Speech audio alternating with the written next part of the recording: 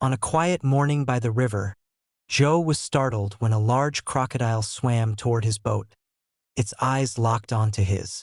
Unlike the usual aggressive behavior, the crocodile seemed distressed, almost calm, yet urgent. Joe, curious yet uneasy, decided to follow the creature. The crocodile swam upstream, occasionally stopping to ensure Joe was following. As they ventured through dense, unfamiliar paths, Joe's unease grew, but the crocodile's calm guidance pushed him forward. Eventually, they reached a secluded part of the riverbank. There, Joe found signs of a struggle: trampled grass, broken branches, abandoned camping gear, and torn clothing. Something was terribly wrong. The crocodile urged Joe to investigate further, leading him to an abandoned campsite. Among the scattered belongings, Joe found a journal detailing a wildlife researcher's study of local crocodiles. The last entry was hurried and full of fear, hinting at a dangerous discovery. Joe realized the crocodile might be trying to lead him to the researcher. Determined, he pressed on, deeper into the forest. He followed a trail of blood and broken branches, the crocodile staying close, guiding him. After some time, Joe discovered a makeshift shelter. Faint, weak sounds came from within. Someone was inside. The crocodile, now still, watched intently as Joe approached.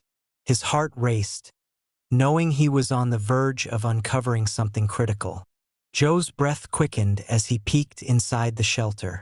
On the rough floor lay an unconscious woman, tied up and bruised. His heart raced as he recognized her from the journal, Dr. Emily Harris, the researcher. He quickly untied her, his hands shaking. "Hang on, I've got you," he murmured. Once free, he noticed strange puncture marks on her arms. "What happened to you?"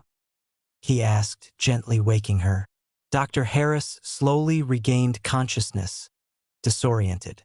"Who are you?" she asked weakly. "I'm Joe. I found your journal and followed your crocodile," he replied. She recognized him and whispered, "Thank you." In a strained voice, she explained, "I was investigating illegal poaching. They caught me." Joe's determination grew. He gave her water and energy bars, urging her to eat. "We need to move, danger's close," he said. They heard a noise nearby. "We need to hide," Joe whispered urgently. They ducked behind thick foliage, the crocodile close by, watching the poachers who were searching for Dr. Harris. Two burly men emerged, arguing about securing their goods. Joe gripped a branch tightly, ready to defend them. The poachers planned to smuggle stolen goods using crocodiles, and Joe realized how dangerous they were. Once the poachers moved on, he urged Dr. Harris to leave. "We need to head to the river.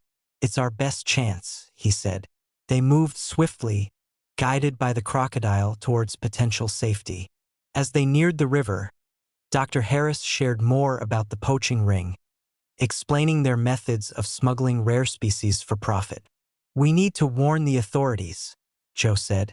They found a small outpost by the river and cautiously checked inside.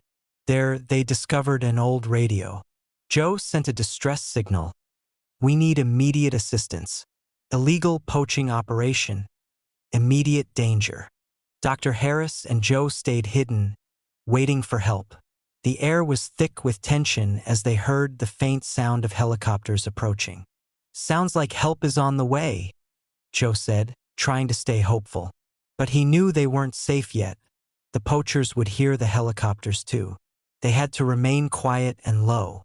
As they waited, the crocodile, which had been guiding them, stayed close. Joe's mind raced with ways to keep them hidden. Finally, the helicopters arrived, and law enforcement quickly surrounded the area. Joe waved to catch their attention, and the authorities quickly apprehended the poachers. The chaos drove them to flee, but they were outnumbered. Joe's heart steadied as the poachers were handcuffed without much resistance. Dr. Harris stepped forward and handed over critical evidence about the poaching ring to the authorities. It was a hard-earned victory after everything they'd been through. Authorities praised Joe's bravery, but he couldn't shake the feeling that there was more to uncover. He remained on alert, scanning the surroundings.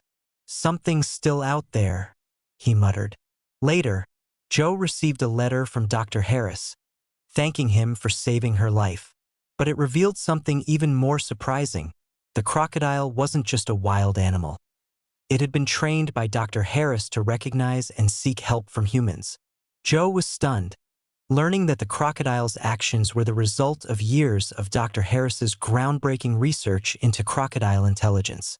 The creature wasn't just guided by instinct. It had purpose.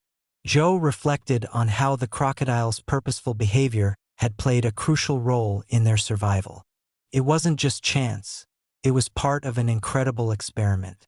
Joe shared the story with others, spreading awareness about wildlife and the dangers of poaching, forever changed by the extraordinary adventure he had lived through.